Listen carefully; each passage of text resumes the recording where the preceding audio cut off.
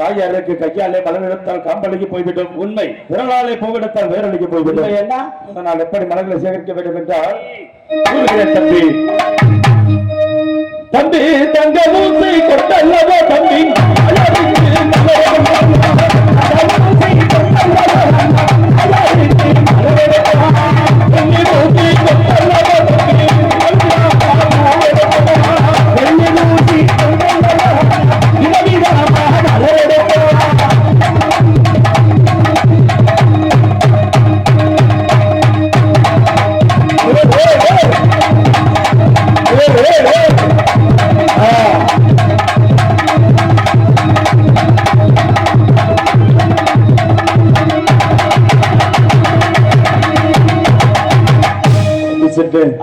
தங்க ஊசியினாலும் வெள்ளி ஊசியினாலும் மலர்களை சேகரித்திருந்தாலும் அடுத்தபடியாக தாய்க்கு சேர வேண்டிய இன்னும் பல மலர்கள் அதோ பாருங்கள் 8வது உயரத்தில் எப்படி எடுக்க வேண்டும். அந்த 8வது உயரத்தில் இருக்கக்கூடிய மலர்களை எல்லாம் எப்படி சேகரிக்க வேண்டும் என்றால்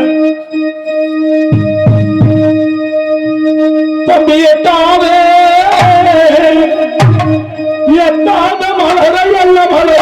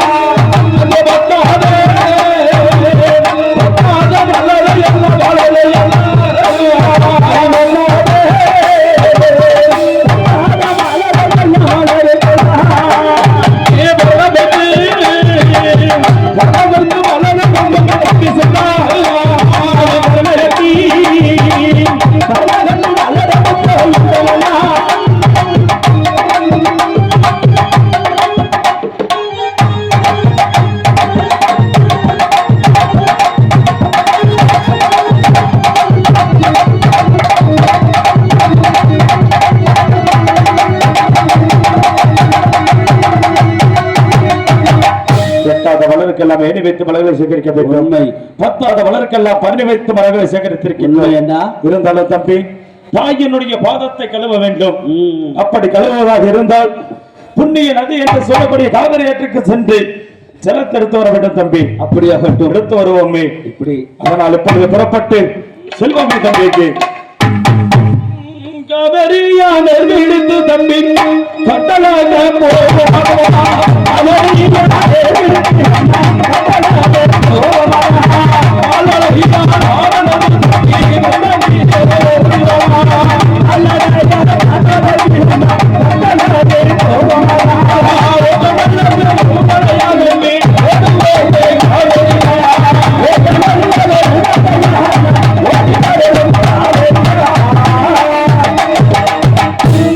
காவிரி ஆற்றுக்கு வந்துள்ளோம். இந்த காவிரி ஆற்றிலே தாய்க்கு எதை கொண்டு நீரை சேகரிக்க வேண்டும், தீர்த்தத்தை எதை கொண்டு சேகரிக்க வேண்டும் என்று சொன்னார். இதோ தெரிவித்து வருகிறேன் தம்பி.